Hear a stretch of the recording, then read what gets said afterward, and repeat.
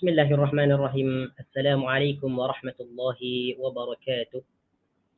إن الحمد لله نحمده ونستعينه ونستغفره ونعوذ بالله من شرور أنفسنا ومن سيئات أعمالنا.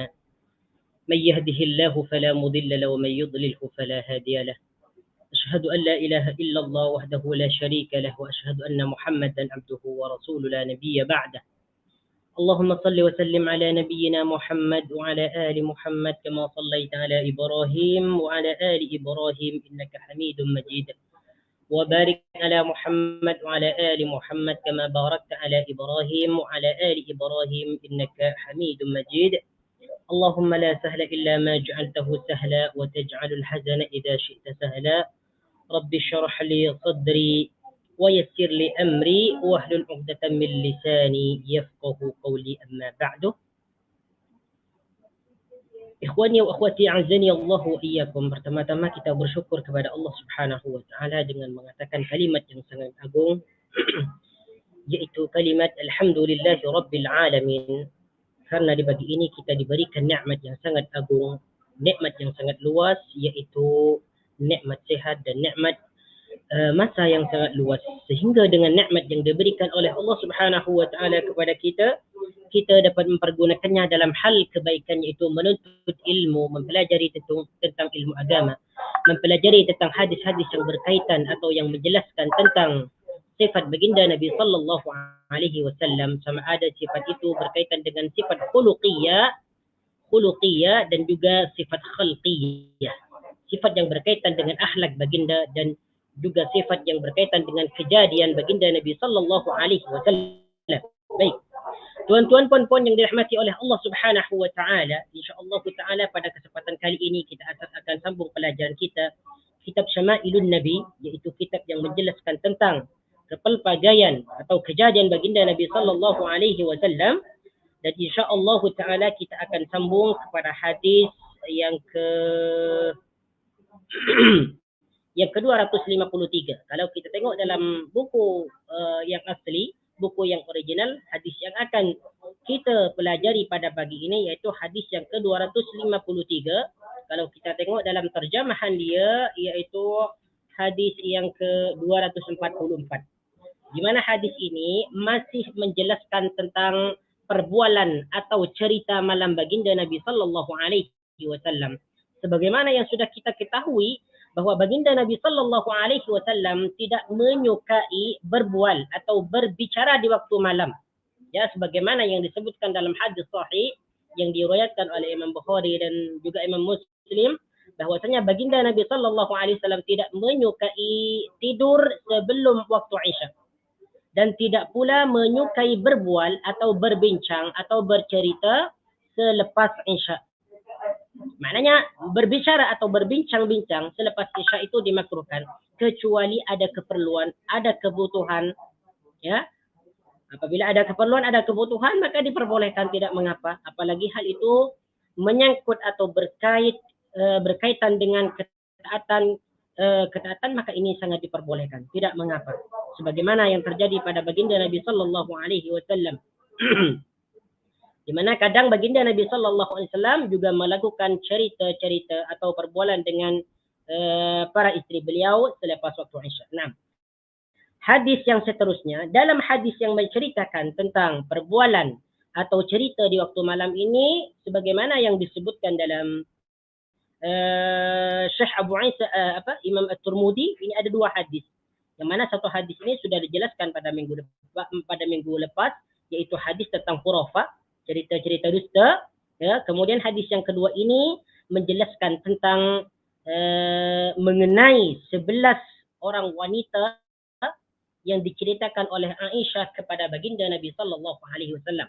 Ya, minggu lepas ini sudah dijelaskan juga 10 cerita atau perkataan tentang wanita ini sudah dijelaskan. Jadi kita sampai kepada perkataan yang ke-11. Perkataan yang pertama sudah dijelaskan, perkataan yang kedua sudah dijelaskan juga, sampai yang ke-10. Sekarang kita sampai kepada perkataan yang ke-11. Ya, seorang wanita yang bernama Ummu Zur'in, ya. Hadis ini sebenarnya lebih dikenali dengan hadis Ummu Zur'in. Ya, Ummu Zur'in, hadis Ummu Zur'in. di mana Ummu Zur'in ini merupakan wanita yang sangat baik, ya, wanita yang sangat baik, yang sangat agung, berakhlak mulia. Begitu juga dengan suaminya Abu Zur'in, ya, Abu Zar'in, ya, bukan Abu Zur'in. Ummu Zar'in, Abu Zar'in, ya. Di mana kedua pasangan ini antara Ummu Zar'in dengan Abu Zar'in, kemudian beserta keluarganya, mereka merupakan orang-orang yang mulia, orang-orang yang soleh, ya, orang-orang yang soleh, mempunyai hubungan yang harmoni, yang baik di antara keluarganya. Sehingga pada perkataan yang ke-11 ini, Aisyah menceritakan bahwasanya ada seorang perempuan yang bernama Ummu Zur'in bercerita. Katanya, qalatil hadiyata asharata zawji Abu Zar'in wa ma Abu Zar'in anasa min huliyin udhuliyya wa mala'a min syahmin adudayya wa bajjahani فبجحت إلي نفسي وجدني في أهل غنيمة بشك فجعلني في أهل صهيل وأطيت ودائس ومنق فعنده أقول فلا أقبه وأرقد فأتصبح وأشرب فأتقمه. Ini tengok ni.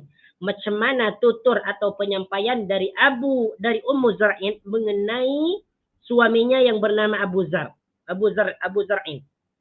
Jadi Ummu Zar'in ini menceritakan tentang keadaan suaminya yang sangat baik. Nah, tengok ni. Nah, yang bermaksud, hadis yang sudah dibacakan bermaksud, wanita yang ke-11 berkata, suamiku adalah Abu Zar'in. Jadi namanya Abu Zar'in. Betapa hebatnya Abu Zar'in ini. Jadi Ummu Zar'in ini memuji suaminya yang begitu baik, sehingga dia mengatakan betapa hebatnya Abu Zar'in. Ya? Dia memanjakan kedua telingaku dengan pelbagai barang perhiasan. Maknanya kedua telinganya ini penuh dengan perhiasan, yaitu penuh dengan emas. Ya, dia mengisi kedua lenganku dengan lemak, membuatkan aku menjadi gemuk. Jadi kedua lengannya ini berisi padat, berisi dengan daging. Maksudnya wanita tersebut boleh dikatakan gemuk, tidak kurus. Maknanya Abu Zar'in ini selalu memberikan yang terbaik kepada istrinya, diberikan makanan, sehingga istrinya yang bernama Ummu Zar'in, kedua lengannya penuh dengan daging. Tetapi bukan terlalu gemuk ini, ya. Maksudnya kedua lengannya berisi. Maknanya dia dalam hal makanan dicukupi oleh Abu Zar'in. Dan memberiku kehidupan yang senang sehingga membuatku bahagia. Inilah kebaikan Abu Zar'in yang diceritakan oleh Ummu Zar'in.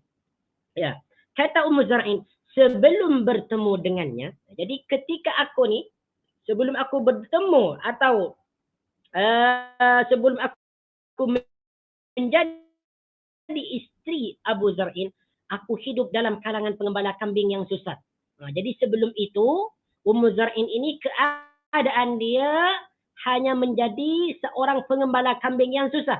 Dia mempunyai beberapa kambing. Ya?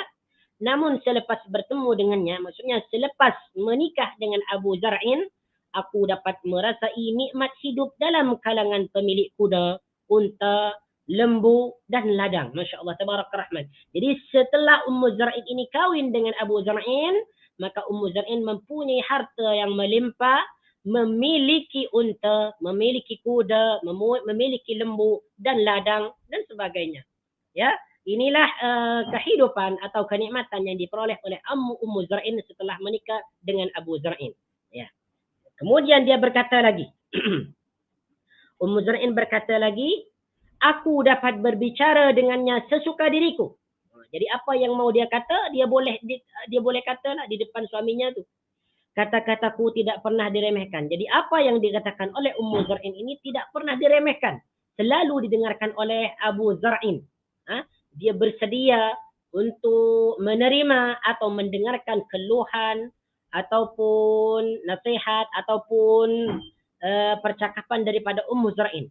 Aku dapat tidur puas sampai ke pagi. Masya Allah, tabaraka rahman. Ini maknanya Ummu Zar'in mendapatkan kehidupan yang sangat cantik, yang sangat elok, yang sangat menyenangkan, sehingga apabila tidur, Ummu Zar'in tidur dengan puas sampai pagi. Masya Allah, tabaraka rahman. Ini merupakan kenikmatan di antara dua pasangan, yaitu Ummu Zar'in dengan Abu Zar'in.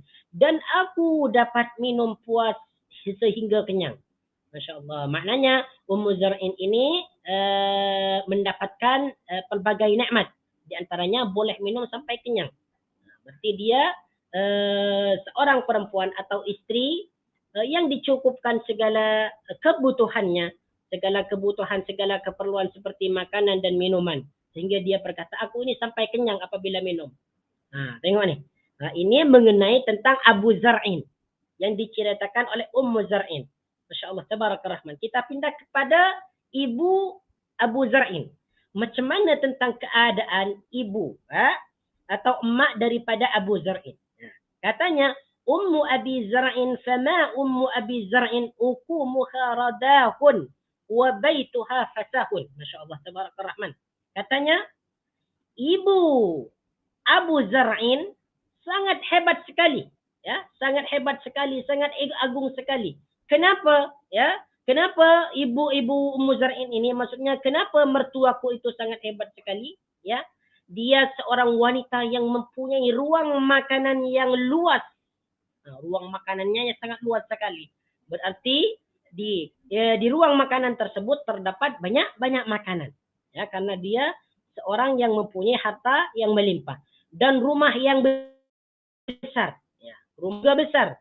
Berarti dia mempunyai kehidupan yang sangat sejahtera. Itu ibunya Abu Zar'in atau mertuanya Ummu Zar'in. Nah, sekarang kita pindah kepada anaknya Abu Zar'in. Macam mana tentang keadaan anaknya dia? Ibnu Abi Zar'in fama banu Abi Zar'in madja'ahu kamathalli syatbatin wa tushbi'uhu dhira'ul jafrati.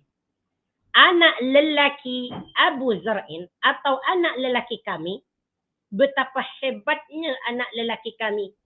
Anak lelaki kami memiliki tubuh yang sederhana, ya, tidak gemuk, tidak kurus dan ramping, umpama serat selapah kurma yang terhunus. Dia bukan orang yang kuat makan, ya, jadi dia tidak kuat makan sehingga tubuhnya menjadi ramping, ya. Tubuhnya sederhana. Dia bukan orang yang kuat makan. Dia dapat kenyang hanya dengan sepotong daging lengan kambing betina. Masya Allah, tabaraka rahman. Jadi tentang anaknya ini juga merupakan orang yang sangat hebat. Ya, kenapa? Karena anaknya ini memiliki tubuh yang sangat sederhana, tidak begitu gemuk dan juga tidak kurus. Apa yang dia makan cukup dengan memakan sepotong daging lengan kambing betina. Maknanya anak daripada Abu Zar'in ini dia tidak suka makan yang banyak. Makan yang secukupnya. Yang boleh menjadikan dia kenyang. Nah, kemudian sekarang pindah kepada anak perempuan dia. Bintu Abi Zar'in fama bintu Abi Zar'in. Tau'u abiha wa tau'u ummiha mil'u kisaiha wa ghaitu jaratiha. Tengok ni. Anak perempuan Abu Zar'in. Nah, kalau kita tengok dalam terjemahan, anak perempuan kami pula. Betapa hebatnya anak perempuan kami. Anak perempuan kami seorang yang taat kepada orang tuanya. Masya Allah. Tabarakallah rahman. Ini anak perempuannya adalah seorang anak yang taat. Tidak durhaka kepada ibu bapa. Tetapi mereka mentaati. Dia mentaati Abu Zar'in dan juga mentaati Ummu Zar'in sebagai orang tuanya. Apa yang diperintahkan kepadanya dia terus lakukan, ya, dan sebagainya. Bentuk badannya bagus dan berisi. Ya, bentuk badannya bagus juga dan berisi. Maknanya dia tidak kurus. Sesiapa yang melihat kecantikan dan akhlaknya pasti akan cemburu. Masya Allah, tabarakallah rahman. Ini merupakan anak perempuan Abu Zar'in dan Ummu Zar'in. Tubuhnya, ya, tubuhnya yang berisi, dia mempunyai rupa yang cantik, ya, akhlaknya juga baik. Masya Allah, tabarakallah rahman. Kemudian Abu Ummu Zar'in mengatakan, qalat, tengok ni. Ni masih ada lagi ni, pembantu. Sekarang pindah kepada pembantu Abu Zar'in. Jariyatu Abi Zar'in, fama jariyatu Abi Zar'in la tabussu hadithana tabsisan wa la tuqannisu miratana tanqisan wa la tamla'u baitana ta'shisan. Masyaallah, tabarakallah rahman. Dan pembantu kami, ini pembantu Abu Zar'in diceritakan pula oleh istrinya. Betapa hebatnya pembantu kami.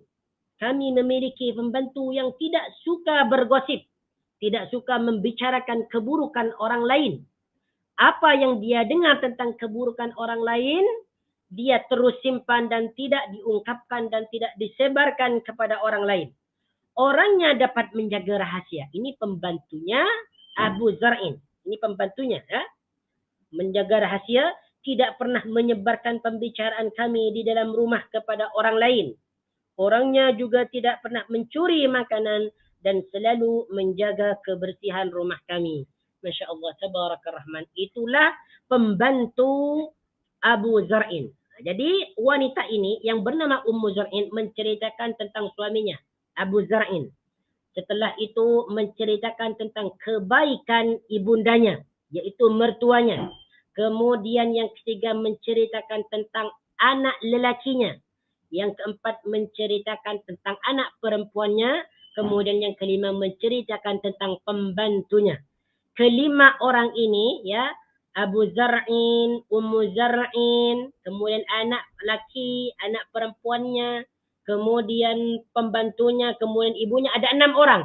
Semuanya ini merupakan orang-orang yang sangat baik, ya, orang-orang yang sangat baik, berakhlak mulia, berperilaku baik dan sebagainya.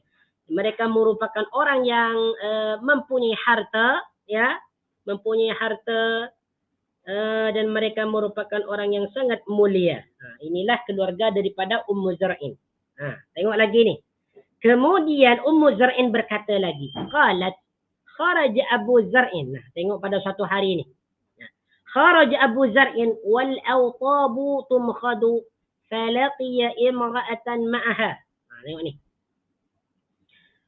فلقي امرأة معها ولدان لها كالفحدين يلعبان من تحت خدرها برمنتين فطلقني ونكهها.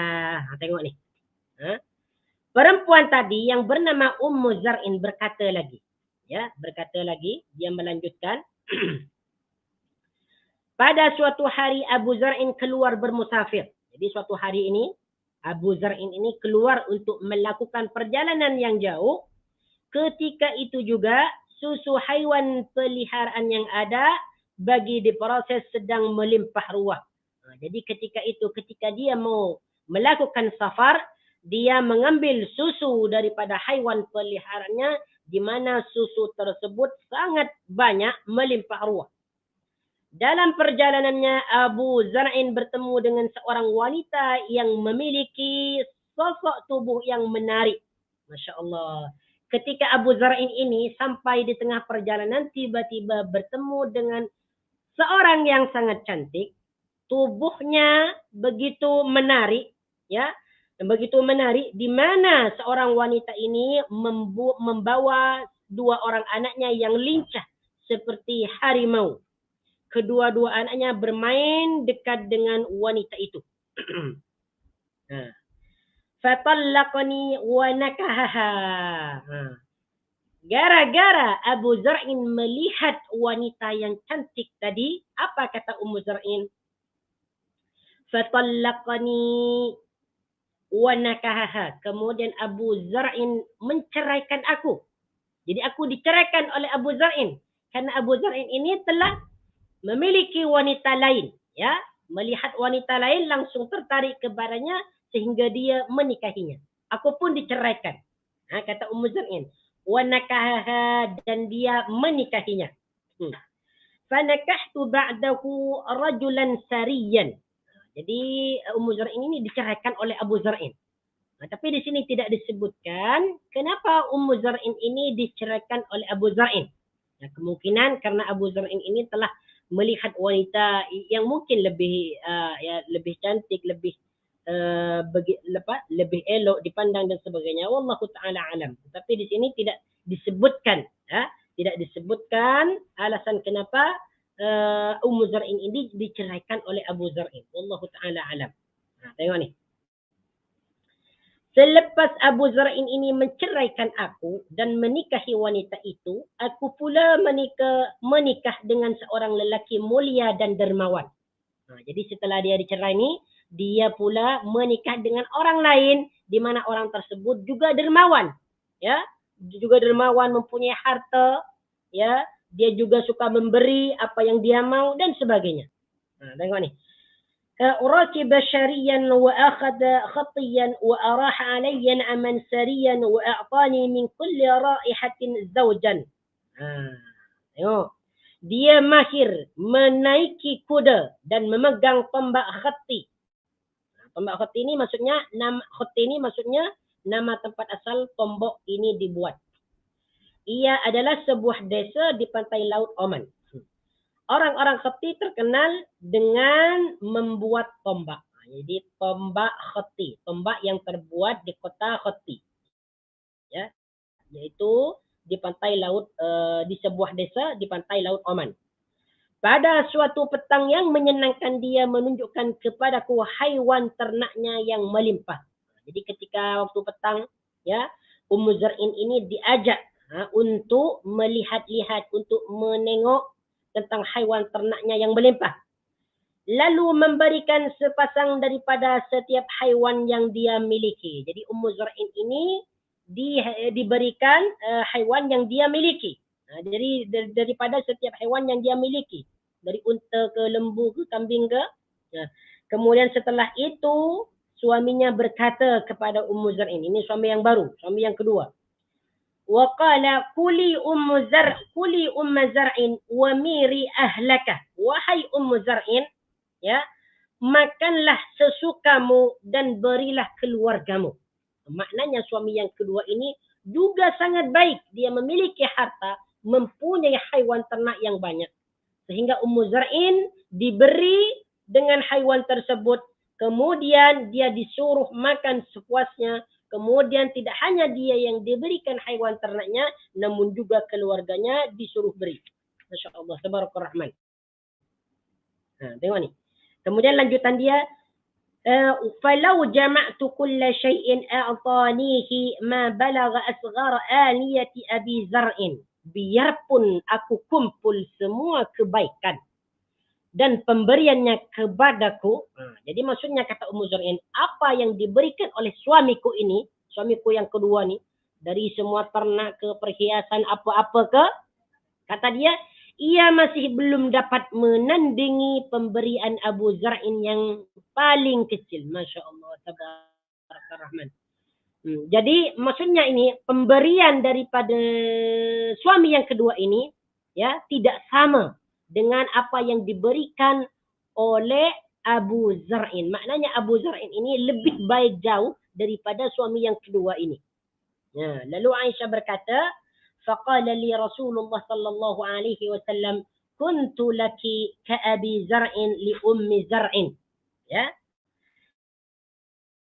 Kata baginda, jadi Aisyah berkata kepada Aisyah berkata, setelah aku menceritakan tentang perbualan atau cerita daripada 11 wanita ini, dan setelah aku menceritakan tentang kebaikan Ummu Zar'in, Abu Zar'in, bertuanya, anaknya, kemudian kemudian anak lelaki, anak perempuannya, mereka semua baik. Setelah itu disampaikan kepada baginda Nabi sallallahu alaihi wasallam. Apa baginda Nabi sallallahu alaihi wasallam bersabda? Kuntu laki ka Abi Zar'in li Ummi Zar'in, kata baginda Nabi sallallahu alaihi wasallam. Ya.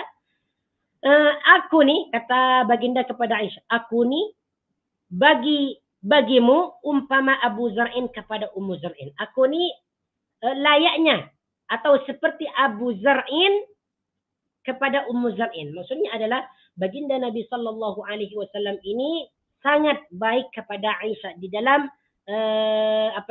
di dalam mempergauli, ya, di dalam mempergauli atau hidup bersama Aisyah radhiyallahu anha.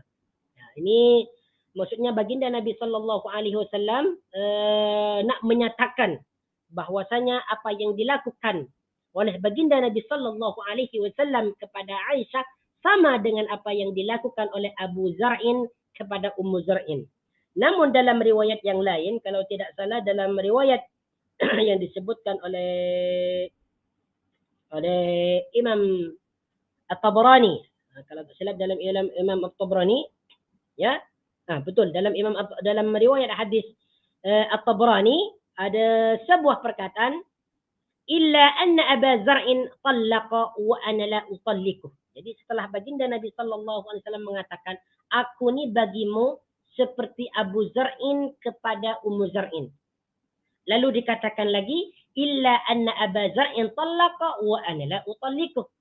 Namun Abu Zar'in menceraikan Ummu Zar'in, sedangkan aku tidak menceraikanmu.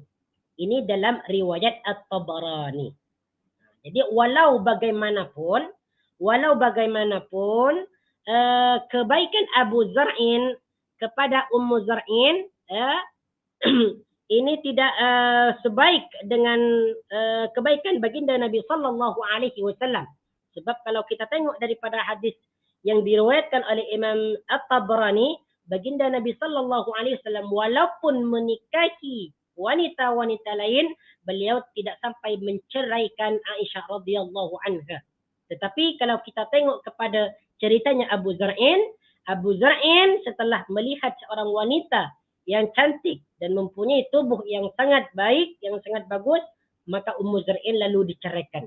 Baginda Nabi sallallahu alaihi wasallam tidak sampai begitu. Ya, tidak sampai begitu.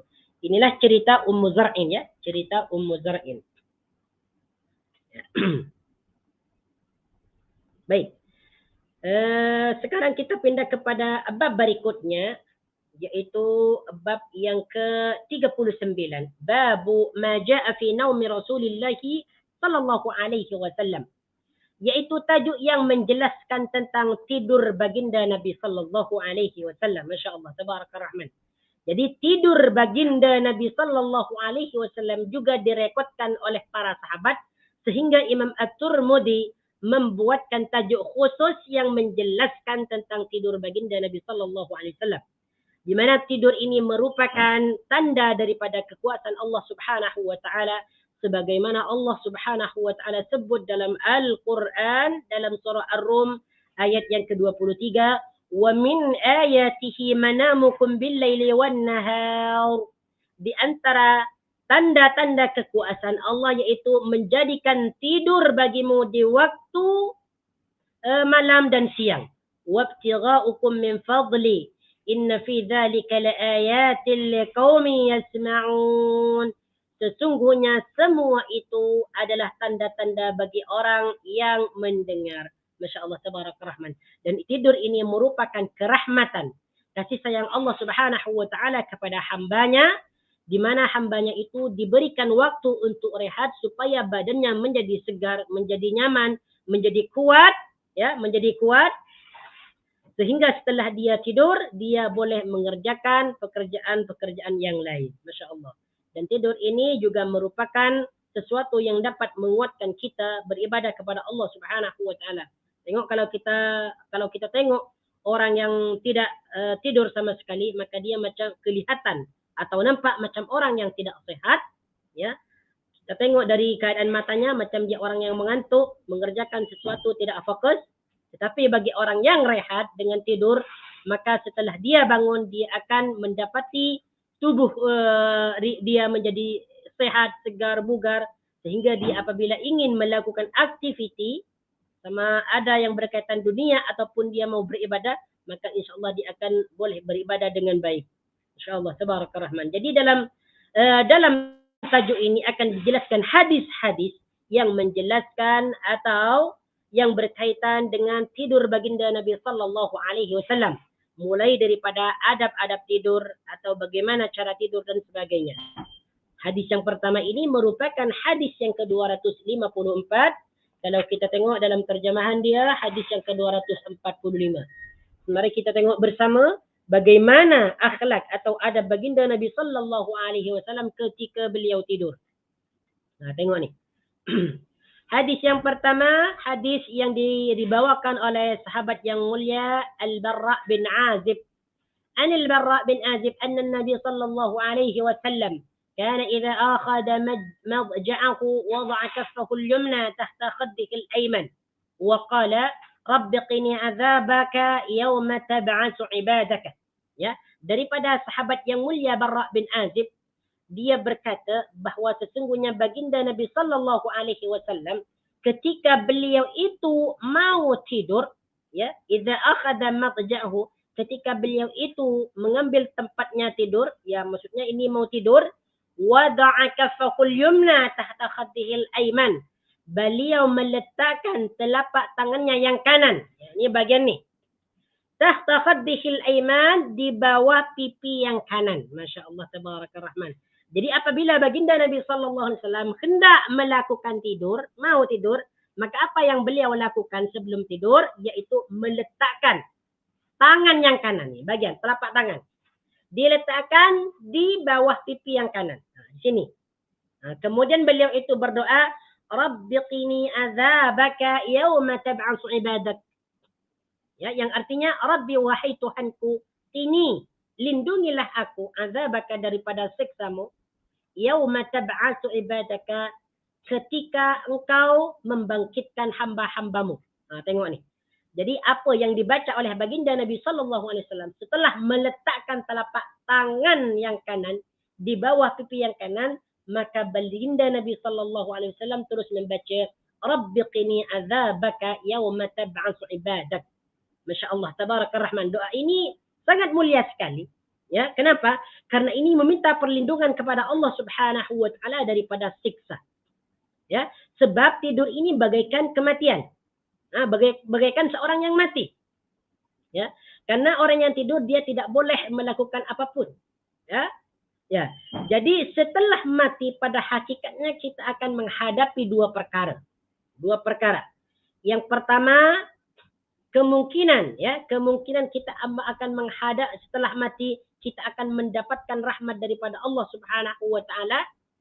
Yang kedua, kemungkinan orang yang setelah mati itu akan mendapatkan siksa daripada Allah Subhanahu wa taala. Maka ini sangat sesuai bagi orang yang tidur itu berdoa kepada Allah, seraya dia meminta perlindungan setelah dia mati agar dia dijauhkan daripada azab Allah Subhanahu wa taala. Ya, maka bagi kita yang ingin tidur, maka jangan sampai lupa kita baca doa. Jangan terus kita tidur. Karena kita adalah orang Islam, umat Nabi Muhammad sallallahu alaihi wasallam. Segala sesuatu ada aturannya, ada adabnya, apalagi dalam hal tidur. Jadi segala sesuatu ini telah diatur dalam agama Islam. Hatta tidur pun diatur. Jadi kalau kita tengok daripada hadis yang pertama ini, ada 3 kesimpulan yang boleh kita dapatkan. Yang boleh kita dapatkan atau boleh kita pahamkan tentang adab atau cara tidur. Yang pertama, apabila seorang Muslim mau tidur, yang pertama,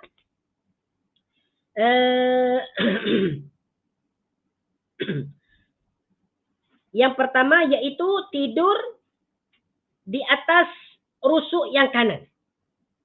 Ya, jadi ketika kita mau baring, maka kita baring di atas rusuk yang kanan.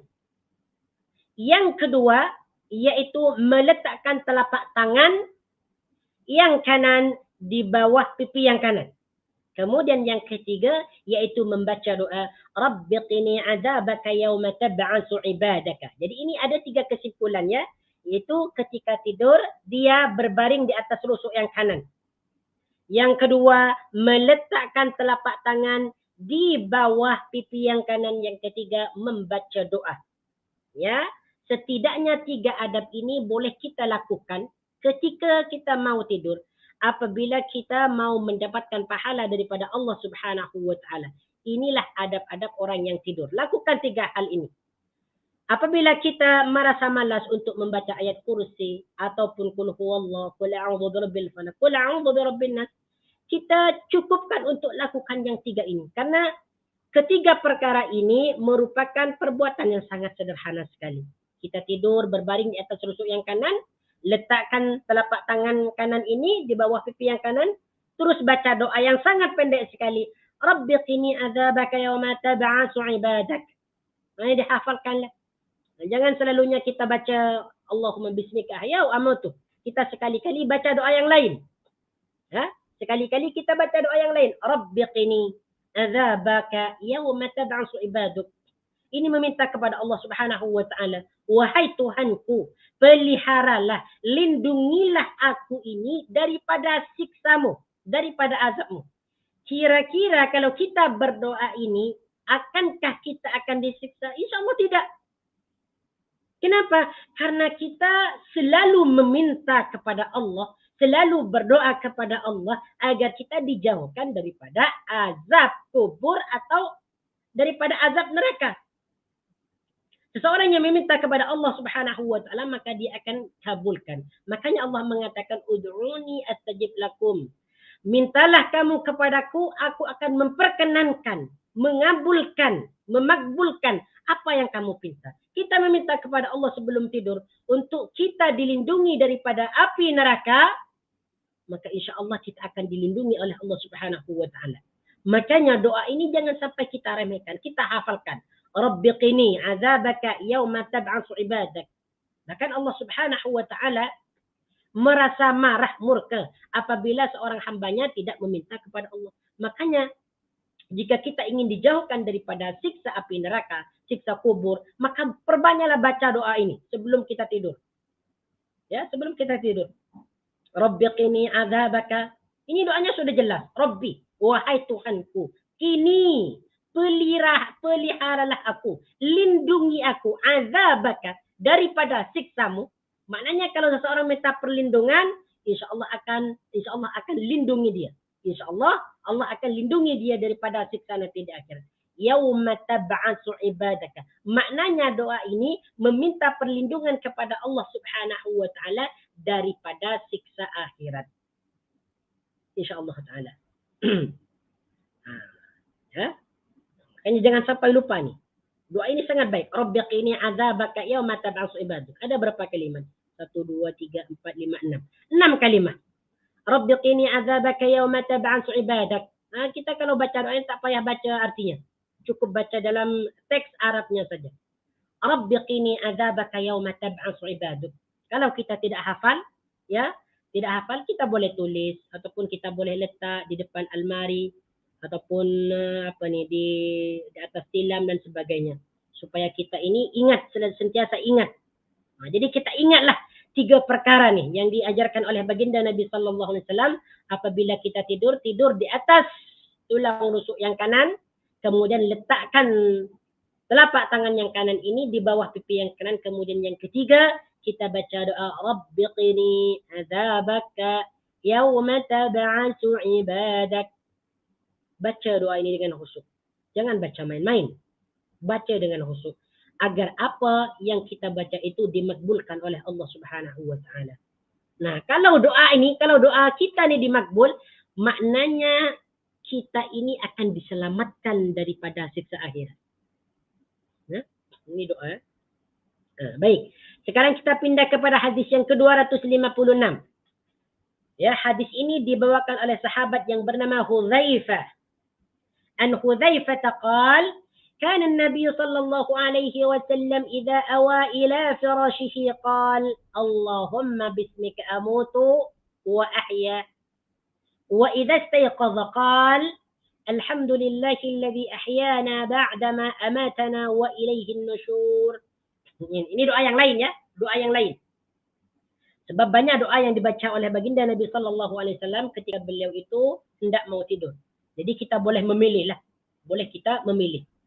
Kata Hudzaifah, apabila baginda Nabi sallallahu alaihi wasallam pergi ke tempat tidurnya untuk melakukan tidur, ini ketika baginda ini mau tidur, beliau berdoa. Apa doa beliau? Allahumma bismika amutu ahya. Allahumma ya Allah, wahai Tuhanku, bismika dengan menyebut namamu, amutu aku mati, wa ahya dan aku hidup. Nah, tengok nih. Betapa mulianya doa ini. Ketika seseorang itu tidur, ya, maka dia menyebut nama Allah Subhanahu wa taala. Berarti dia tidur dalam keadaan menyebut nama Allah, kemudian dia bangun lagi atau hidup lagi dengan menyebut nama Allah. Kalau dia terus mati, berarti dia mati dalam keadaan menyebut nama Allah Subhanahu wa taala.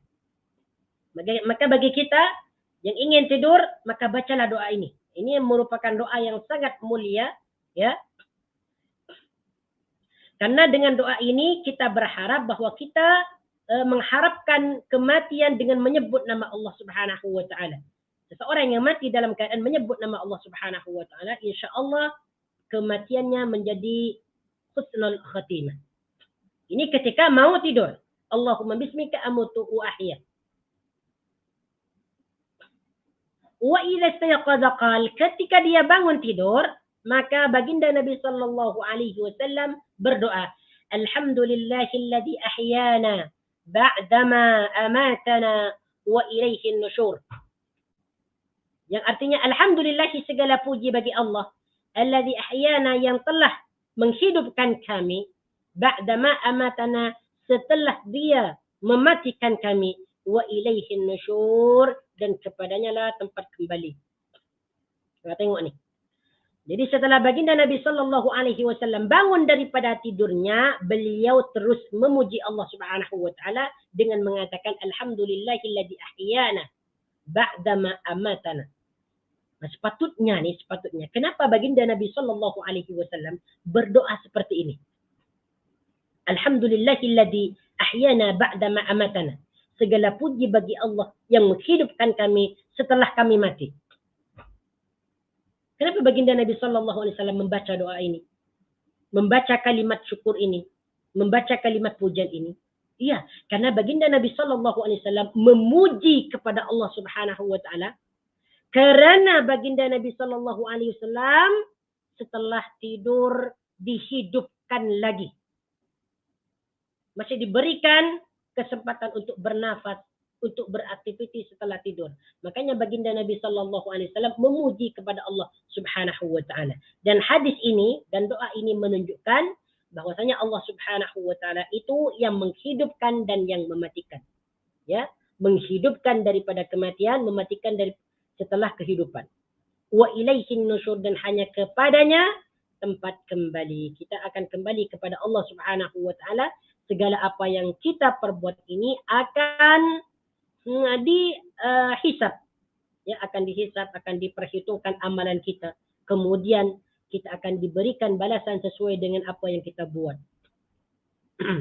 Jadi apa yang kita punya nih, apa yang kita punya semuanya milik Allah Subhanahu wa taala. Jadi hidup dan mati kepunyaan Allah Subhanahu wa taala. Sebagaimana Allah Subhanahu wa taala sebut dalam Al-Quran, dalam surah Al-An'am ayat yang ke-262, qul inna salati wa nusuki wa mahyaya wa mamati lillahi rabbil alamin. Qul, katakanlah wahai Muhammad, sesungguhnya salatku, ibadahku, sembelihanku, wa mahyaya, dan kehidupanku, wa mamati, dan kematianku, lillahi rabbil alamin, kepunyaan Allah Subhanahu wa taala yang menguasai seluruh alam. Tengok ni, ya. Mahyaya wa mamati, kehidupan dan matiku kepunyaan Allah. Makanya ketika kita mau tidur, baca doa Allahumma bismika amutu wa ahya. Ini doa yang kedua untuk kita tidur. Setelah kita bangun, alhamdulillahilladzi ahyana ba'dama amatana wa ilaihin nusyur. Jadi doa yang dibaca sebelum tidur dan setelah tidur ini pun sama, menjelaskan tentang kematian dan kehidupan. Bahwasanya kehidupan dan kematian itu hanyalah milik Allah Subhanahu wa taala. Baik, sekarang kita pindah kepada hadis yang ke-257. Kalau kita tengok dalam terjemahan, yaitu hadis yang ke berapa ni ya? Hadis yang ke-247. Di sini 257, dalam terjemahan 247. Hadis ini dibawakan oleh Aisyah radhiyallahu anha, istri baginda Nabi sallallahu alaihi wasallam.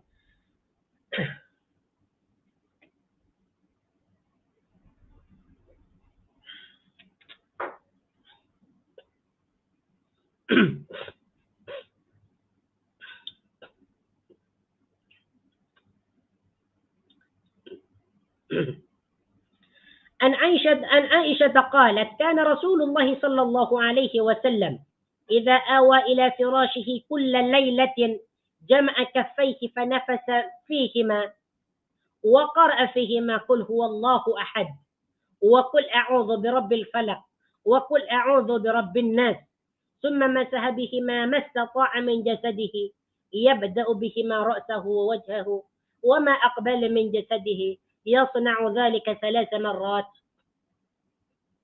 Ini doa yang ketiga ya. Bacaan yang ketiga yang dibaca oleh baginda Nabi sallallahu alaihi wasallam.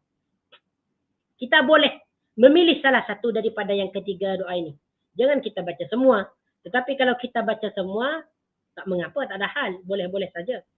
Cuman kita kalau sudah sangat mengantuk, nak baca semua ni macam tak cukup lah.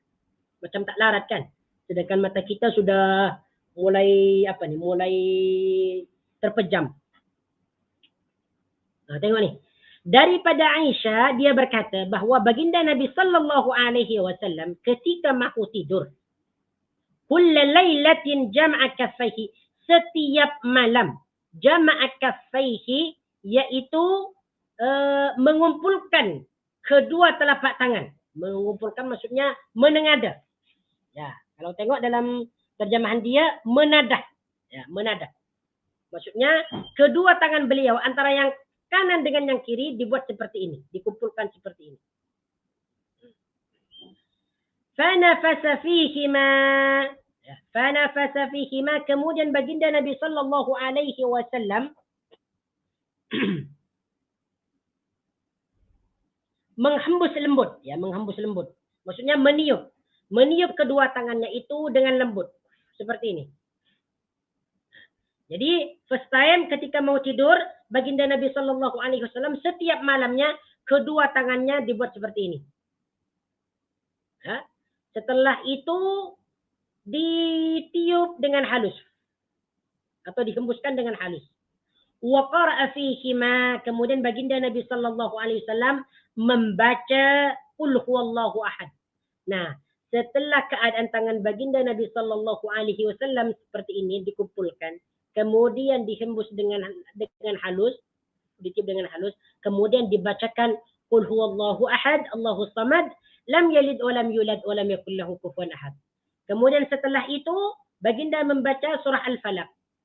Qul a'udzu birabbil falaq min syarri ma khalaq wa min syarri ghasikin idza waqab wa min syarri nafatsati fil 'uqad wa min syarri hasidin idza hasad. Lalu baginda Nabi sallallahu alaihi wasallam membaca lagi surah An-Nas. Qul a'udzu birabbin nas, malikin nas, ilahin nas, min syarril waswasil khannas, alladhi yuwaswisu fi sudurin nas, minal jinnati wan nas.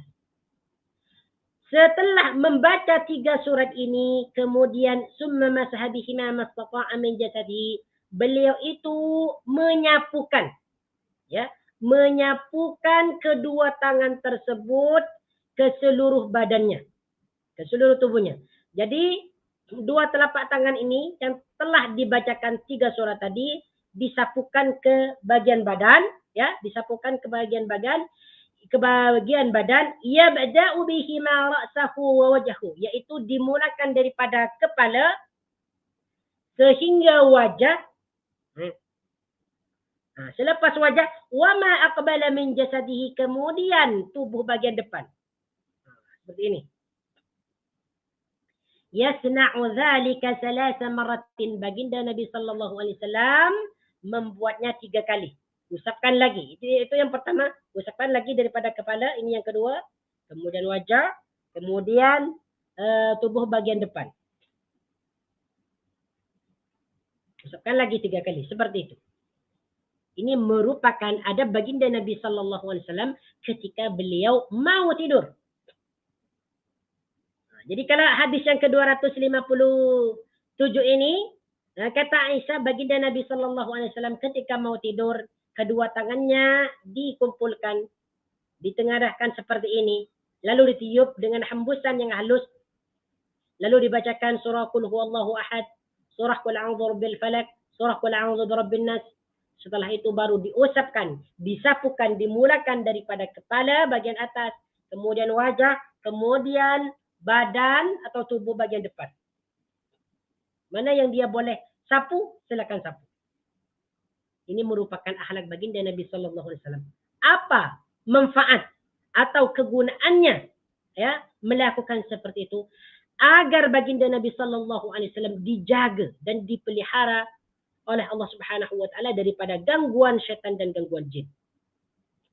Jadi apabila seseorang melakukan seperti ini, melakukan seperti mana yang dilakukan oleh Rasulullah, membaca qul huwallahu ahad, qul a'udzu birabbil falaq, qul a'udzu birabbin nas, kemudian diusapkan ke seluruh badannya daripada kepala sehingga badan bagian depan, maka dia akan dijaga oleh Allah Subhanahu wa taala ketika dalam tidurnya daripada gangguan syaitan dan gangguan jin. Jadi ketika dia tidur, syaitan tidak akan mendekatinya. Ya.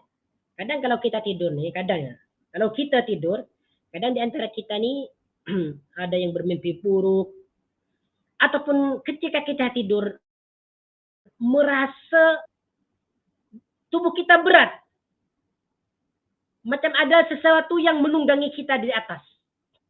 Macam ada yang memeluk kita. Kita nak baca ayat kursi pun tak boleh. Macam tak kuat. Nak baca qul huwallahu pun juga tak boleh. Macam tak kuat. Apa itu sebenarnya? Itu adalah gangguan jin. Kenapa dia sampai diganggu oleh jin? Karena sebelum dia tidur tidak membaca qul huwallahu ahad, qul a'udzu birabbil falaq, qul a'udzu birabbin nas, ataupun sebelum tidur dia tidak membaca doa-doa yang diajarkan oleh baginda Nabi sallallahu alaihi wasallam. Seperti Rabbi qini azabaka yauma tab'atsu ibadak, ataupun dia tidak membaca Allahumma bismika ahya wa amut, sehingga pada tidurnya dia akan diganggu oleh jin.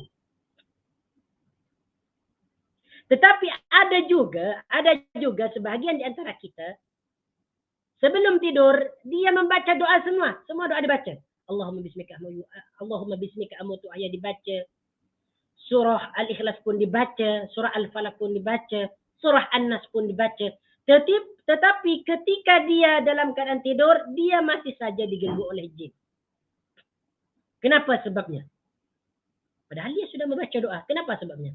Karena dia tidak membaca doa dengan khusyuk. Ya? Karena dia tidak membaca doa dengan khusyuk. Macam mana Allah Subhanahu wa taala akan memakbulkan doanya sedangkan dia tidak paham dengan arti atau maksud doa tersebut, ataupun dia tidak khusyuk di dalam membaca doa tersebut, maka syaitan dan jin akan masih mengganggunya. Makanya kalau kita nak baca doa, usahakan kita mengerti, memahami dulu apa makna doa tersebut, supaya kita ketika membaca doa kita merasa khusyuk.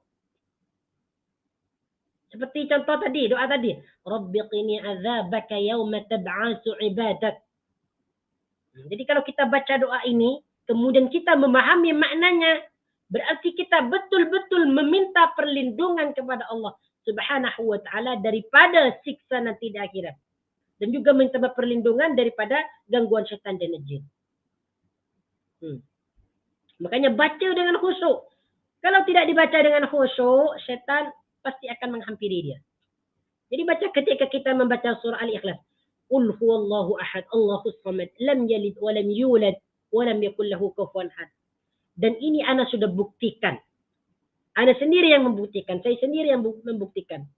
Ketika saya membaca doa membaca surah-surah yang 3 ini, dibaca begitu saja tanpa direnungkan, tanpa dibaca dengan khusyuk, maka kita masih mendapatkan gangguan daripada syaitan, di antaranya mimpi buruk dan sebagainya. Tetapi kalau kita membaca doa, membaca surah-surah ini dengan penuh rendungan dan tadabbur, qul huwallahu ahad, dialah Tuhan yang esa, Allahus samad, segala sesuatu Allah yang menjadi segala sesuatu sandaran bagi seluruh umat atau membutuhkan kepadanya. Lam yalid wa lam yulad, dia tidak beranak dan tidak pula diperanakkan. Wa lam yakul lahu kufuwan ahad, dan tidak ada sesuatu pun yang menandingi atau setara dengannya. Kalau kita betul-betul khusyuk membaca doa ini, insya-Allah kita akan dilindungi oleh Allah Subhanahu wa taala. Maka ketika kita mau tidur, bacalah doa tersebut dengan khusyuk. Minimum sebelum baca doa kita kena tahu maksud daripada doa tersebut. Artinya kita tahu maksudnya apa, supaya kita khusyuk di dalam membaca doa tersebut. Kita tengok ni. Kata Aisyah tadi kan, karena Rasulullah sallallahu alaihi wasallam, baginda Nabi sallallahu alaihi wasallam, idza awa ila firashihi kulla lailatin, baginda ketika mau tidur setiap malam, kulla lailatin, setiap malam. Maknanya baginda Nabi sallallahu alaihi wasallam melazimkan bacaan-bacaan ini. Setiap kali mau tidur baginda, pasti beliau membaca 3 surah ini. Qul huwallahu ahad, qul a'udzu birabbil falaq, qul a'udzu birabbin nas. Sebab dalam hadis ini disebutkan kulla lailatin, setiap malam. Ini merupakan kelaziman daripada baginda Nabi sallallahu alaihi wasallam ketika beliau mau tidur. Baik. Ini merupakan hadis yang ketiga yang menjelaskan tentang tidur baginda Nabi sallallahu alaihi wasallam. Baik. Sekarang kita pindah kepada hadis yang keempat. Yaitu hadis yang ke-258. Ya, hadis ini dibawakan oleh Abdullah ibn Abbas. An Ibn Abbas anna Rasulullah sallallahu alaihi wasallam nama hatta nafakha wa kana idza nama nafakha فآتاه بلال فآذنه بالصلاة فقام وصلى ولم يتوضأ وفي الحديث قصة. Ibnu Abbas menceritakan bahwa baginda Nabi sallallahu alaihi wasallam nama hatta nafaha, tidur sehingga beliau itu mendengkur halus. Mendengkur ya. Kalau bahasa sana ngorok. Mendengkur halus. Maksudnya mengeluarkan bunyi-bunyian kecil. Nah, kita sudah tahu ya, apa yang disebut itu mendengkur. Maknanya baginda Nabi sallallahu alaihi wasallam tidur nyenyak. Ya, tidur puas. Wa kana idza nama nafakha. Ya. Ketika baginda Nabi sallallahu alaihi wasallam idza nama nafakha, apabila beliau tidur, nafakha, beliau itu mendengkur halus. Nah, sebagian daripada kita dengkurnya sangat kuat sekali sehingga dapat mengganggu orang yang lain. Orang yang lain tak boleh tidur disebabkan dengkuran dia. Fa'atahu Bilalun fa'adhanahu bisalati. Kemudian Bilal mendatangi baginda Nabi sallallahu alaihi wasallam. Fa'adhanahu bisalati, lalu beliau mengadhankan atau ya azan bisalati untuk melakukan salat. Faqama wa shalla wa lam yatawadda. Lalu baginda bangun wa shalla dan terus salat wa lam yatawadda dan tidak mengambil wudhu. Yang pertama nih, jadi apa yang boleh kita ambil kepahaman daripada hadis ini? Yang pertama, ketika baginda Nabi sallallahu alaihi wasallam tidur, beliau itu mendengkur halus. Kemudian yang kedua, setelah baginda Nabi sallallahu alaihi wasallam bangun daripada tidurnya, beliau itu terus salat. Walam yatawadda, dan beliau itu tidak mengambil wudhu. Padahal beliau itu ketika tidur mendengkur halus. Maknanya beliau itu tidur puas, tidur lelap. Tetapi baginda terus melakukan salat tanpa mengambil wudhu. Apakah ini boleh? Ini boleh. Tetapi ini merupakan kekhususan bagi baginda Nabi sallallahu alaihi wasallam. Baginda Nabi sallallahu alaihi wasallam setelah tidur langsung bangun melakukan salat dan tidak berwudu. Ini dibolehkan hanya kepada Rasulullah sallallahu alaihi wasallam. Karena ini merupakan salah satu daripada kekhususan kepada baginda Nabi sallallahu alaihi wasallam. Tetapi kalau kita tidak boleh berhujjah dengan hadis ini. Kalau kita sudah tidur dengan puas, setelah itu kita bangun mau melakukan salat, maka sebelum itu wajib bagi kita mengambil wudu. Beza dengan baginda Nabi sallallahu alaihi wasallam. Ini boleh kita tengoklah hadis-hadis yang menjelaskan tentang masalah ini. Jadi baginda Nabi sallallahu alaihi wasallam setelah tidur terus dia bangun lalu melakukan salat tanpa mengambil wudu sebelumnya. Kenapa demikian? Kenapa baginda Nabi sallallahu alaihi wasallam terus melakukan salat tanpa mengambil wudu? Kerana pada hakikatnya baginda Nabi sallallahu alaihi wasallam dua mata beliau tidur tetapi hatinya itu tidak tidur. Itulah kalau para nabi. Salah satunya baginda Nabi sallallahu alaihi wasallam. Ya, sebagaimana nih disebutkan dalam hadis Hadis yang diriwayatkan oleh Imam Al-Bukhari, hadis yang ke-3569 daripada Aisyah radhiyallahu anha, bahwa baginda Nabi sallallahu alaihi wasallam bersabda, hadis ini hadis sahih. Kata beliau, "Tanamu aini wa la yanamu qalbi." Kedua mataku ini memang tidur. Wa la yanamu qalbi, tetapi hatiku ini tidak tidur. Hati baginda Nabi sallallahu alaihi wasallam dalam keadaan terjaga, tidak pernah tidur. Kenapa demikian? Seperti mana yang dikatakan oleh Al-Khattabi rahimahullahu. Al-Khattabi berkata, sebagaimana yang disebutkan oleh Al-Khafid, ya, wa innama muni'a qalbuhu an-nawma liya'ya al-wahya alladhi ya'tihi fi manamihi. Sesungguhnya baginda Nabi sallallahu alaihi wasallam dijaga, ya, dijaga hatinya daripada tidur supaya beliau itu dapat menerima wahyu, ya, dapat menyimpan atau menghafal wahyu yang datang kepadanya di dalam tidurnya. Jadi kata Imam Al-Khattabi, kenapa baginda Nabi sallallahu alaihi wasallam ini hatinya tidak tidur? Karena beliau itu ketika turun wahyu kepadanya, beliau langsung menjaga wahyu tersebut. Jadi hatinya tidak dalam keadaan tidur. Berbeda dengan kita.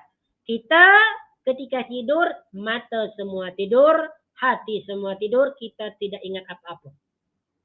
Ya. Ada orang lain atau sesuatu yang nak buat sesuatu kepada kita, kita tidak akan sadarkan diri. Ya. Karena semuanya dalam keadaan tidur, dalam keadaan mati.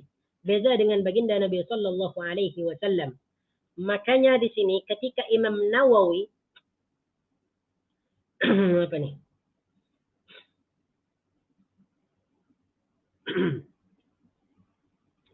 Ketika Imam Nawawi mengomentari hadis tersebut, ya, hadis ini, hadis tadi itu kan hadis yang diriwayatkan oleh Imam At-Tirmidzi juga, yaitu hadis Ibnu Abbas tadi, anna Rasulullah sallallahu alaihi wasallam nama hatta nafakha wa kana idza nama nafakha fa'atahu Bilal fa'adhanahu bis-salati faqama wa shalla wa lam yatawadda. Hadis ini juga dikeluarkan oleh Imam Al-Bukhari, yaitu hadis yang ke-138. Baik. Sekarang apa komentar Imam An-Nawawi dalam hadis ini? Ya. Imam An-Nawawi mengatakan, "Tsumma ittaja'a fanama hatta nafakha faqama fa shalla wa lam yatawadda." Baginda Nabi sallallahu alaihi wasallam baring kemudian tidur sehingga beliau itu mendengkur halus, faqama, kemudian beliau bangun, fa shalla, terus salat, wa lam yatawadda, dan tidak mengambil wudu. Kata An-Nawawi, hadza min khasaisihi sallallahu alaihi wasallam. Ini merupakan kekhasan bagi baginda Nabi sallallahu alaihi wasallam. Tidak boleh diamalkan oleh umatnya, tidak boleh. Anna naumahu mattaji'an la yanqudul wudu. Sesungguhnya tidur baginda sallallahu alaihi wasallam tidak membatalkan wudu. Li'anna 'ainaihi tanamani, karena kedua mata beliau itu tidur, wala yanamu qalbuhu, sedangkan hatinya tidak. Ya. Itulah kenapa baginda Nabi sallallahu alaihi wasallam itu setelah tidur terus bangun, terus melakukan salat. Tetapi ini kadang-kadang, bukan selalunya. Karena ini merupakan kekhususan kepada baginda Nabi sallallahu alaihi wasallam. Ini tidak boleh ditiru lah oleh kita ni. Karena kaul yang rajih memang ada pendapat di antara kalangan ulama tentang hukumnya tidur. Adakah ia dapat membatalkan wudu ataupun tidak. Tetapi yang rajih adalah membatalkan. Kecuali tidur yang sedikit. Yasir, yang sedikit sekali. Yang boleh ianya mengetahui apabila dia mengeluarkan angin, dia boleh merasakan. Ini diperbolehkan. Ini masih banyak tentang kaul ulama, ya. Kemudian sekarang kita pindah kepada hadis yang kelima, ya, yang kelima. Hadis yang kelima, yaitu nomor hadis 259. Hadis ini dibawakan oleh Anas bin Malik, pembantu beliau baginda Nabi sallallahu alaihi wasallam. Kata Anas bin Malik, Anas bin Malik, anna Rasulullah sallallahu alaihi wasallam kana idza awa ila firashihi qala alhamdulillahi alladhi at'amana wa saqana wa kafana wa awana fakam mimman la kafiya lahu wa la mu'wiyah. Hadis ini juga diriwayatkan oleh Imam Muslim, hadis yang ke 2715. Maknanya hadis ini hadis sahih. Kalau kita tengok dalam terjemahan dia, yaitu hadis yang ke 249. Yang bermaksud daripada Anas bin Malik, bahwa baginda Nabi sallallahu alaihi wasallam apabila beliau mau tidur, maka beliau berdoa atau membaca alhamdulillahilladzi at'amana. Segala puji bagi Allah yang telah memberikan makan kepada kita, ya, wa saqana, dan beri minuman kepada kita, wa kafana, dan mencukupi kita, wa awana, dan memberikan tempat berteduh kepada kita. Fakam mimman la kafiya lahu, maka betapa banyak daripada orang yang tidak mendapatkan kecukupan, wala mu'wiya, dan tidak pula mendapatkan tempat berteduh. Ini salah satu doa yang dibaca oleh baginda Nabi sallallahu alaihi wasallam ketika beliau itu mahu tidur. Berarti sudah ada 4 doanya ya yang sudah dibahaskan dalam hadis ini. Jadi bolehlah kita baca lah. Boleh kita baca secara bergantian. Malam ini baca doa ini, malam besok baca doa itu, kemudian seterusnya baca doa ini, kemudian bergantian. Tidak mengapa. Supaya kita menghafal semua doa-doa yang dibaca atau bacaan yang dibaca oleh baginda Nabi sallallahu alaihi wasallam sebelum mau tidur. Jangan hanya kita baca doa yang itu sahaja. Allahumma bismika amutu wa ahya, terus tidur. Baca doa pun tak khusyuk, di dalam tidurnya didatangi gangguan-gangguan. Coba baca doa yang lain. Panjangkan sikit. Alhamdulillahilladzi at'amana. Mengakui bahwasanya Allah yang memberikan makan, wa saqana, memberikan minum, wa kafana, yang mencukupi, wa awana, yang memberikan tempat berteduh. Sekali-kali baca doa ini. Ini doa yang sangat bagus. Dan doa ini sahih. Baik, kemudian kita pindah kepada hadis yang ke-260. 260. Berarti doa, ini sudah ada 4 doa. Sudah 4 doa. Hadis yang ke-260 ini merupakan hadis yang dibawakan oleh sahabat yang mulia Abu Qatadah. An Abi Qatadah anna an-nabiy sallallahu alaihi wasallam kana idza arrasa bilailin ittaja ala shaqqihi al-ayman wa idza arrasa qabila as-subhi nasaba dhira'ahu wa wada'a ra'sahu ala kaffihi. Tengok ni. Kata Abu Qatadah bahwasanya baginda Nabi sallallahu alaihi wasallam apabila beliau mau tidur di waktu malam, ittaja' ala shaqqihi al-ayman, beliau itu berbaring di atas rusuk yang kanan. Ini kalau mau tidur. Wa idza arrasa qabila as-subhi nasaba dhira'ahu. Ya. Ketika beliau itu mahu melakukan tidur sebelum subuh, ini kebiasaan baginda Nabi sallallahu alaihi wasallam, selepas beliau qiyamul lail, salat tahajud, lalu beliau ingin melakukan salat subuh. Sebelum salat subuh itu biasanya baginda tidur ringan, tidur sekejap. Ya, untuk salat subuh. Ya. Wa wada'a ra'sahu ala kaffihi, dan beliau meletakkan kepalanya di atas telapak tangannya. Jadi yang pertama, baginda Nabi sallallahu alaihi wasallam apabila beliau mau tidur di waktu malam, maka beliau itu tidur dalam keadaan berbaring di atas rusuk yang kanan. Kalau mau tidur malam. Tetapi apabila beliau mau tidur sebelum salat subuh, maksudnya salat subuh belum lagi sampai waktunya dan beliau masih memiliki kesempatan untuk tidur, maka beliau tidur. Macam mana tidurnya beliau baginda Nabi sallallahu alaihi wasallam? Nasaba dhira'ahu, yaitu beliau itu meluruskan lengannya, lengan tangan diluruskan seperti ini. diluruskan. Wa wada'a ra'sahu 'ala kafihi, dan beliau meletakkan kepalanya ya di atas telapak tangannya. Jadi seperti ini. Jadi lengannya diluruskan. Ini tidur sebelum subuh. Tangannya diluruskan seperti ini. Kemudian kepala beliau itu disandarkan di atas telapak tangan. Macam ini. Nah, tidur seperti ini. Kenapa baginda Nabi Sallallahu Alaihi Wasallam tidur seperti ini? Supaya mudah bangun apabila telah sampai waktu sholat subuh. Sebab kalau seseorang terus tidur berbaring lagi sebelum sholat subuh, maka dia akan kehilangan waktu subuh. Dia akan terus tidur. Ya, dia akan terus tidur karena dia sudah penat melakukan sholat malam. Jadi kalau dia tidur berbaring, dia akan terus tidur. Walaupun ada seseorang yang azan, maka dia tidak akan dapat mendengarkan. Karena dia sudah tidur dengan lelap. Dia sholat tahajud begitu banyak dan sebagainya. Makanya baginda Nabi Sallallahu Alaihi Wasallam apabila ada kesempatan sebelum sholat subuh untuk tidur, maka beliau tidur dengan cara memanjangkan, ditegakkan. Ya, lengan tangan beliau itu ditegakkan, kemudian kepala beliau itu ditampalkan ke telapak tangan. Tidur seperti ini. Diperbolehkan, tidak mengapa bagi kita. Sebab kalau kita terus sholat, setelah melakukan sholat sunnah atau qiyamul lail, kemudian dia melakukan sholat sunnah, macam dia kurang khusyuk. Sebab dia merasakan sedikit kepenatan. Mata ini sudah mulai mata tak begitu cerah karena sudah melakukan sholat malam.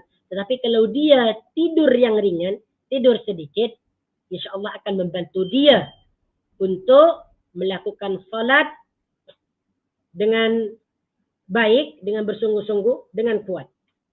Insya Allah Ta'ala. Ya, tapi itu diingat tadi. Jangan sampai tidur berbaring. Kalau dia tidur berbaring, kemungkinan dia akan kehilangan waktu yang utama untuk melakukan salat subuh. Seperti salat jamaah dan sebagainya. Baik. Ya, itu sudah habis ya. Yang berkaitan dengan tidur baginda Nabi Sallallahu Alaihi Wasallam ini sudah habis penjelasannya. Hadisnya sudah habis. Baik, sekarang kita pindah kepada tajuk yang ke-40. Tajuk yang ke-40 ini menjelaskan tentang ibadah. Babu ma ja'a fi ibadati Rasulullah sallallahu alaihi wasallam. Yaitu tajuk yang menjelaskan tentang ibadah baginda Nabi sallallahu alaihi wasallam. Bagaimana baginda Nabi sallallahu alaihi wasallam beribadah di waktu malam. Beribadah ini sebenarnya umum, bukan hanya menjelaskan tentang salat, zakat, puasa, beramal soleh, berinfak, ya. Ya, ini ibadah secara umum. Namun dalam hadis yang dijelaskan dalam buku ini, ibadah yang dimaksud adalah kebanyakannya adalah bangun malam. Salatul lail, ya, bangun malam, ya. Salatnya baginda Nabi sallallahu alaihi wasallam di waktu malam. Ya. Jadi bab ma jaa fi ibadati Rasulillah sallallahu alaihi wasallam ini menjelaskan tentang bangun malam baginda Nabi sallallahu alaihi wasallam untuk melakukan salat. Baik. Hadis yang pertama yang menjelaskan tentang bangun malam baginda Nabi sallallahu alaihi wasallam. Ya, hadis ini dibawakan oleh Mughirah bin Syu'bah. Dan hadis ini juga dikeluarkan oleh Imam Al-Bukhari, hadis yang ke-1130, dan juga Imam Muslim, hadis yang ke-2819.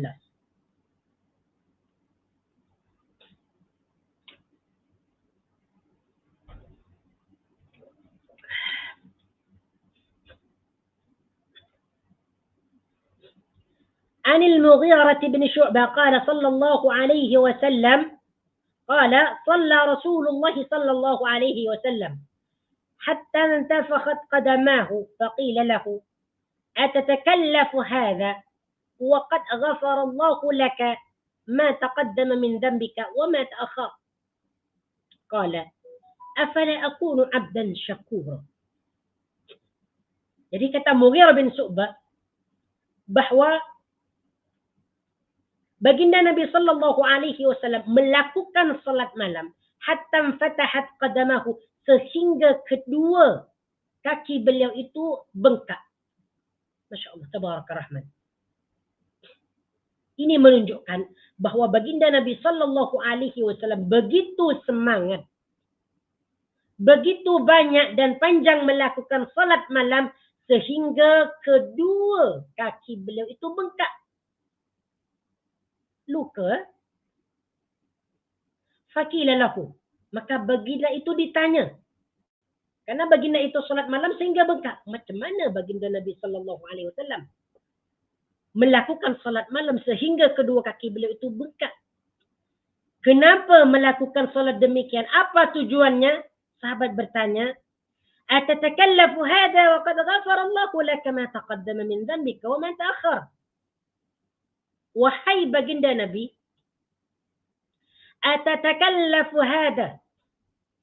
Adakah engkau menyusahkan atau kenapa engkau menyusahkan dirimu melakukan salat malam sehingga kedua kaki engkau ni bengkak? Kenapa demikian? Atatakallafu hadha? Adakah engkau mau menyusahkan diri atau memaksakan diri? Sedangkan engkau ni dosa-dosamu telah diampunkan, dosa-dosa yang telah berlalu sudah diampunkan, dosa yang akan datang diampunkan semua. Kenapa engkau masih melakukan solat malam sehingga kedua kaki engkau ni bengkak? Sahabat bertanya demikian. Ya. Kenapa? Kita telah tahu kan bahawa baginda Nabi Sallallahu Alaihi Wasallam seorang nabi, seorang rasul yang maksum, dijaga dari perbuatan dosa. Dosanya dihapuskan, dijanjikan pahala, dijanjikan syurga, masuk syurga tanpa hisab, tetapi beliau itu masih solat yang panjang sehingga kedua kaki beliau bengkak. Jadi sahabat merasa tidak paham. Rasulullah ni, Nabi ni sudah dihapus dosanya, maksum, dijamin masuk syurga. Kenapa masih melakukan salat malam yang begitu panjang? Apa jawaban Nabi? Qala, "Afala akunu 'abdan syakura?" Kata baginda.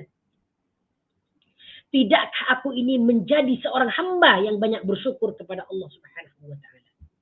Kata baginda.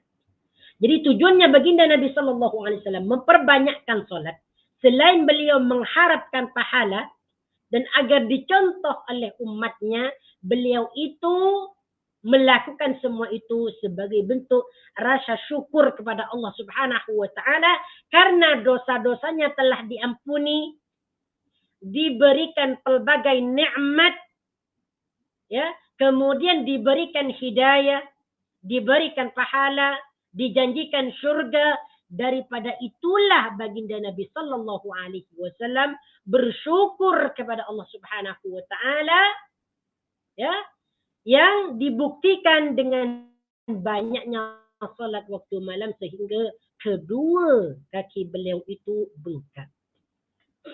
Jadi kata baginda, "Afala akuna 'abdan syakura?" Tidakkah aku ini menjadi hamba-hamba yang bersyukur kepada Allah Subhanahu wa taala? Nah, boleh ya kita meniru baginda sampai bengkak, kita tidak boleh lah. Tak boleh. Nak bangun pun merasa malas. Apatah lagi kita nak solat panjang-panjang sehingga kedua kaki bengkak. Tak mungkin. Maka baginda Nabi Sallallahu Alaihi Wasallam itu surah-surah yang dibaca dalam solat malamnya adalah surah Al-Baqarah dan surah Ali Imran. 2 juzuk lebih. Masya Allah, tabarakallah rahman. Kita berapa surat? 1 surat. Surat apa? Surah Ikhlas. Qul huwallahu ahad, Allahu samad, lam yalid wa lam yulad wa lam yakul lahu kufuwan ahad. Rakaat yang kedua surah Ikhlas lagi. Ataupun surah yang lebih pendek. Surah Al-Kautsar. Inna a'tainaka al-kautsar fasalli li rabbika wanhar. Inna syani'aka huwal abtar. Boleh saja, tidak mengapa. Tak ada hal. Cuma kalau kita membaca ayat yang lebih panjang, lebih baik. Semakin panjang bacaan kita, semakin banyak pahala yang akan kita peroleh. Nah, tapi kebiasaan kita ni, biasanya kalau bangun malam ataupun solat wajib, surah-surah yang kita biasa baca, biasa surah pendek. Qul huwallahu ahad, surah An-Nasr, idza ja'a nasrullah, dan sebagainya. Tapi tak mengapa, wallah ala kulli hal insyaallah taala semuanya baik dan akan diberikan pahala oleh Allah Subhanahu wa taala. Nah, kita tengok syarahan Syekh Abdul Razak ni. Ya. Hatta fatahat qadamahu, sehingga kedua kaki beliau itu bengkak. Ay shalla hatta tawarramat qadamahu min tulil qiyam. Ya, yaitu baginda salat malam, kedua kaki beliau bengkak dari saking panjangnya bangun atau berdiri. Ya. Farubbama qara'a fi rak'atil wahidati al-Baqarah wan Nisa. Kadangkala baginda membaca bacaan di rakaat yang pertama surah Al-Baqarah dan An-Nisa. Masya Allah, tabarakallah rahman. Kita tak kuatlah kalau kita nak tirukan baginda Nabi sallallahu alaihi wasallam. Kita buat apa yang kita mampu, semampu kita. Kita bangun malam solat 2 rakaat, kita baca surah-surah pendek, dipersilakan, tidak mengapa. Ya, tidak mengapa. Jangan kita paksakan diri. Tetapi kalau kita paksakan diri, pada akhirnya menjadi kebiasaan. Nah, kalau kita kadang kalau tak dipaksa ni, macam kita tak nak buat selamanya. Jadi first time memang kena paksa dulu. Pada akhirnya dia akan menjadi kebiasaan.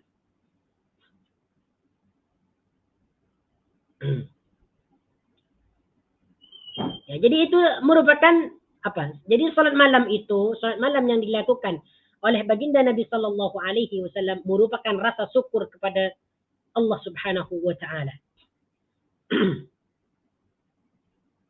Baik, hadis berikutnya.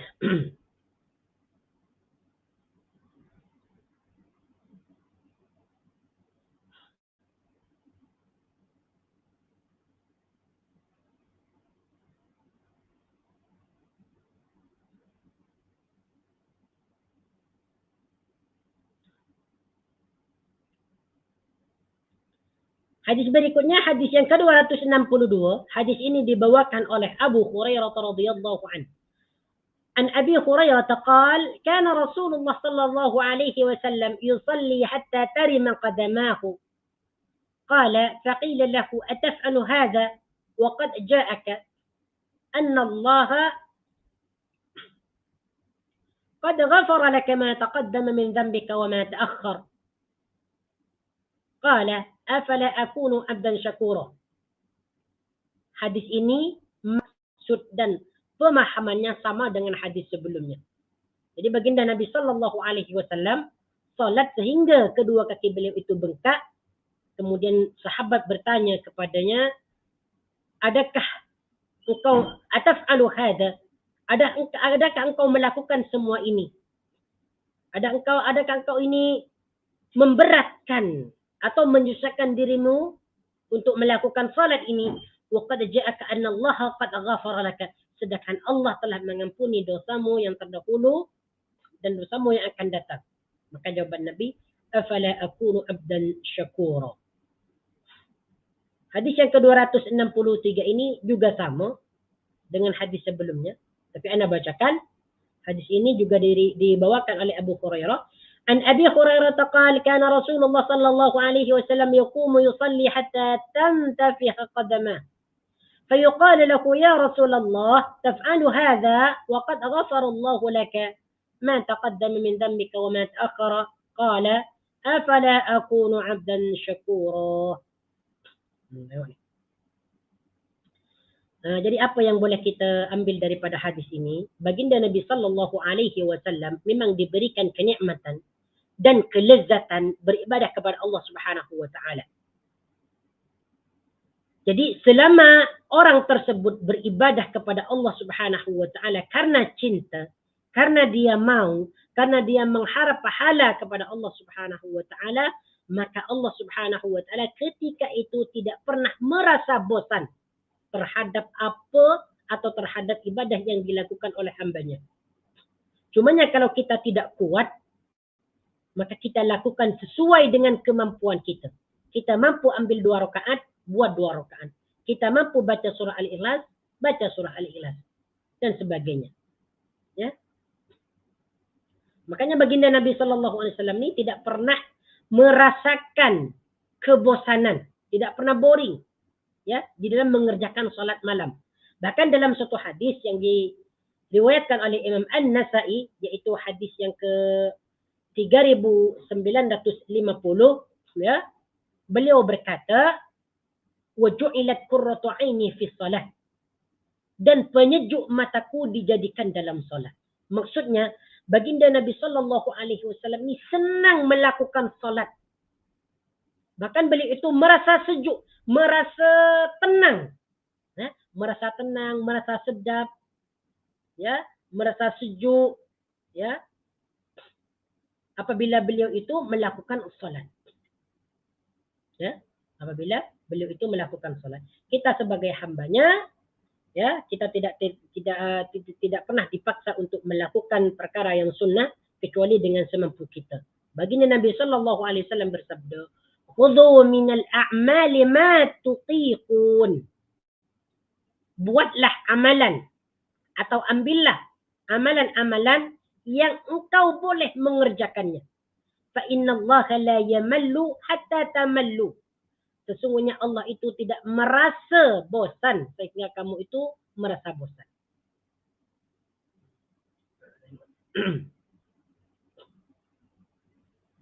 Hadis yang ke-262, kemudian hadis yang ke-263.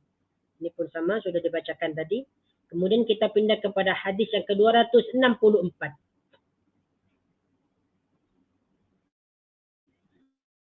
Hadis ini dibawakan oleh Al-Aswad bin Yazid. Di mana Al-Aswad bin Yazid ini bertanya kepada Aisyah. Al-Aswad bin Yazid qala, "Sa'altu Aisyah an salati Rasulillah sallallahu alaihi wasallam bil lail." Faqalat, jadi Aswad bin Yazid bertanya kepada Aisyah tentang salat malam baginda Nabi sallallahu alaihi wasallam. Bagaimana baginda Nabi sallallahu alaihi wasallam melakukan salat malam? Faqalat, maka Aisyah menjawab, kana yanamu awal al-lail thumma yaqum. Baginda Nabi sallallahu alaihi wasallam tidur di awal malam, thumma yaqumu, kemudian beliau bangun. Seperti mana yang kita ketahui, awal malam itu dimulakan daripada maghrib. Tetapi yang dimaksud di sini bukan tidur selepas maghrib, bukan. Tetapi selepas Isya. Selepas melakukan salat Isya, beliau terus tidur. Summa yaqumu, kemudian beliau bangun. Ya, bangun di pertengahan malam. Fa idza kana min as-sahari awtara. Ketika beliau mendekati waktu sahur, awtara, melakukan salat witir. Jadi salat beliau sallallahu alaihi wasallam dilakukan di pertengahan malam, ya. Kemudian mendekati waktu sahur, beliau itu melakukan salat witir. Summa ata firasyahu. Nah, setelah mengerjakan salat witir, summa ata firasyahu, beliau itu tidur lagi. Fa idza kana lahu hajatun alamma bi ahlihi. Apa beliau itu mempunyai hajat, maka beliau tidur bersama istrinya. Jika beliau ingin tidur bersama istrinya, beliau akan pergi ke rumah istrinya dan tidur bersamanya. Fa'idha sami'al adhana wasabah. Ketika beliau itu mendengarkan adhan, wasabah, terus bangun. Segera bangun. Fa'in kana junuban afadha alaihi minal ma'. Apabila beliau dalam keadaan junub, beliau itu terus mandi dengan air. Wa illa tawadda'a wa kharaja ila shalah. Ay wa illam yakun junuban, apabila beliau itu tidak dalam keadaan junub, tawaddu'a, terus berwudu, wa kharaja ila salati, dan keluar untuk melakukan salat. Ini merupakan berkaitan dengan hadis yang dijelaskan tadi. Yang pertama, baginda Nabi sallallahu alaihi wasallam, ya, selepas tidur terus melakukan salat tanpa mengambil wudu. Cuma di sini disebutkan fa in kana junuban afadha alaihi minal ma. Apabila beliau dalam keadaan junub, beliau mandi dengan air. Kalau tidak junub, terus berwudu, wa kharaja ila shalah, terus berwudu, langsung mengerjakan salat. Maksudnya hadis yang dijelaskan tadi, yang tidak mengambil wudu terus bersalat, tidak dilakukan secara terus menerus. Ada kalanya baginda terus salat, ada kalanya baginda mengambil wudu. Karena baginda sallallahu alaihi wasallam melakukan salat tanpa mengambil wudu merupakan kekhususan bagi baginda. Nah, insya-Allah taala kita akan sambung pada minggu hadapan, yaitu hadis yang ke-265. Masih menjelaskan tentang tidur baginda Nabi sallallahu alaihi wasallam. Nah, apabila ada kebenaran itu datangnya daripada Allah Subhanahu wa taala, apabila datang kesalahan dan kesilapan itu datangnya daripada saya sendiri. Aqulu qawli hadza astaghfirullahal azim li wa lakum. Subhanakallahumma wa bihamdika asyhadu an la ilaha illa ant astaghfiruka wa atubu ilaik wa sallallahu ala sayyidina Muhammad wa ala alihi wa sahbihi wa baraka wa sallama tasliman katsira walhamdulillahi rabbil alamin. أقول لكم جزاكم الله خيرا. السلام عليكم ورحمة الله وبركاته.